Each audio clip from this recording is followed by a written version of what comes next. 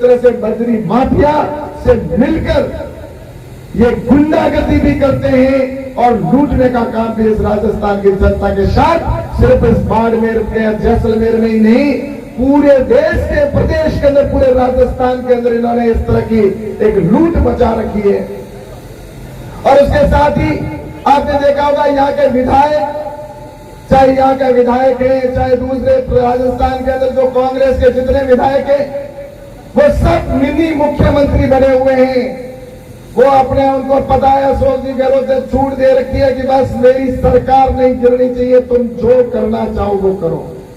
और राजस्थान के अंदर इसका फायदा उठाकर और जिस तरह से बजरी माफिया, भू माफिया, जमीनों पर कब्जा करने वाले लोग विधायक मिलकर इस तरह से कर रहे हैं। आप बाड़मेर का उदाहरण देख लीजिए।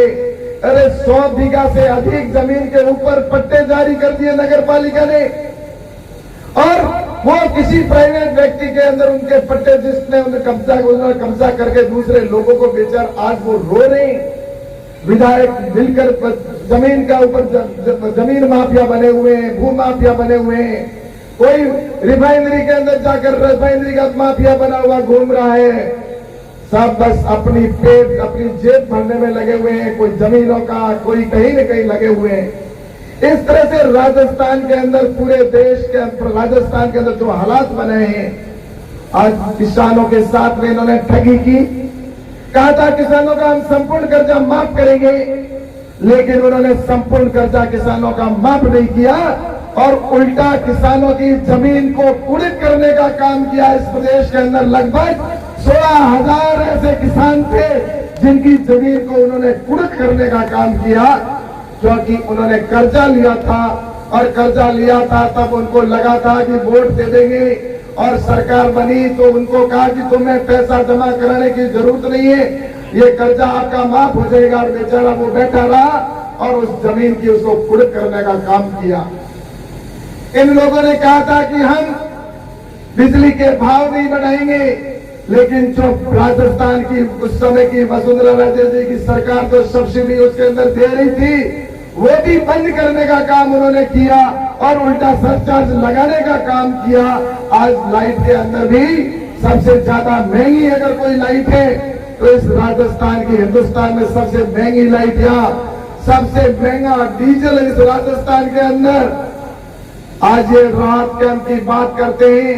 मैं कहना चाहता हूं, अगर उनको जनता को थोड़ी भी राहत देने की मंशा है तो आप डीजल के भाव, जो मेरा भाई ट्रक लेकर कोई अगर गुजरात या उधर जाता है तो गुजरात से डीजल टंकी फुल करवा के आता है, या पंजाब में टंकी फुल करवा के आता है, एक टंकी एक्स्ट्रा रखता है और उसके बाद में 2-2 टंकियां वहां से भर के की, ताकि उसको राजस्थान में महंगा डीजल खरीदना नहीं पड़े। और इसलिए वो बाहर से डीजल भरवा के आता है और फिर वापस दूसरे राज्य में जाकर भरवाता है, क्योंकि दूसरे राज्य जो पड़ोस के राज्य हैं उनमें उनसे 10 रुपए या 9 रुपए अधिक वहां पर यहाँ पर देने पड़ते हैं। इस तरह से राजस्थान के अंदर डीजल महंगा, बिजली महंगी।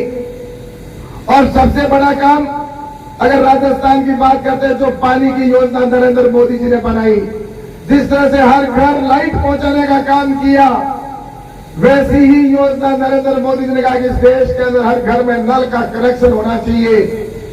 और नरेंद्र मोदी जी ने राजस्थान को 34,000 करोड़ रुपए देने का काम किया, लेकिन इस अशोक गहलोत की सरकार ने वो 34,000 करोड़ में से सिर्फ 7,000 करोड़ रुपए खर्च किए। बाकी के काम को इतना धीरे किया और इतना भ्रष्टाचार किया, उसमें से पैसे खाने की जो एक चेन बनी, जिसमें आज 15 से जो है लगभग 15,000 करोड़ का घोटाला है, वो भी आने वाले समय में आपको देखने को मिलेगा।